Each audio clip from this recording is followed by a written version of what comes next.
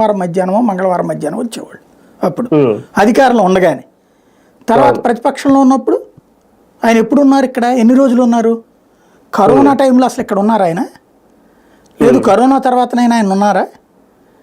మళ్ళీ జనంలోకి చంద్రబాబు నాయుడు అనేది ఒక కార్యక్రమం పెట్టారు కదా అప్పుడు, ఆ టైంలో ఆయన ఇక్కడికి రావడం మళ్ళీ బిగిన్ చేసింది. అప్పుడు కూడా రోజు ఇక్కడ ఉన్నారా?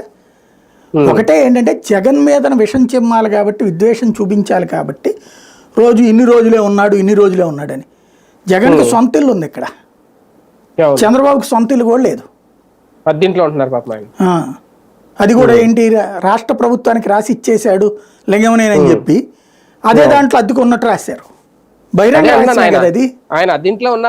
అప్పుడేం చెప్పారు, అట్లాంటి అక్రమ ఇంట్లో ఉంటారా అని చెప్పినటువంటి మనకి చేయలేదు. అది ఎవడన్నా రాస్తున్నాడు ఇప్పుడు?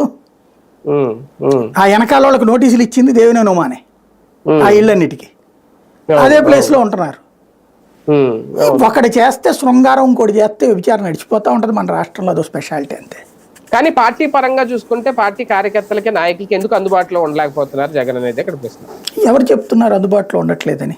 బొత్స చెప్పాడా లేకపోతే ఎమ్మెల్యేలు చెప్తున్నారు? వాళ్ళు ఎందుకు చెప్తారు? వాళ్ళు చెప్పరు. మరి కార్యకర్తలు రోజు వెళ్తే, ఇప్పుడు చంద్రబాబు గారు రోజు కార్యకర్తలు అందరూ ఎదురుకుండా కూర్చుంటున్నారా?